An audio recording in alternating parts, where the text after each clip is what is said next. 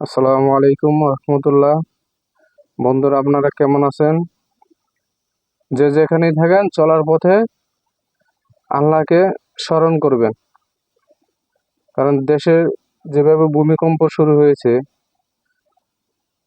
আল্লাহ না করা বড় ধরনের কোনো কিছু হলে ঢাকা শহরের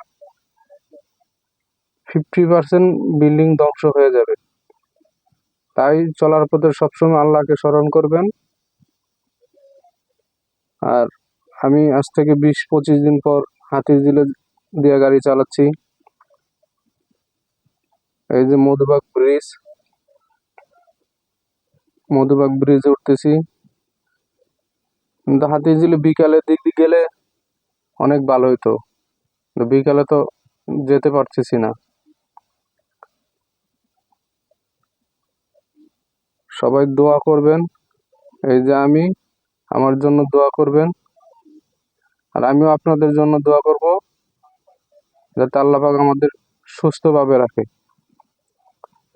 এই যে হাতিঝিলে ব্রিজ থেকে নামতেছি।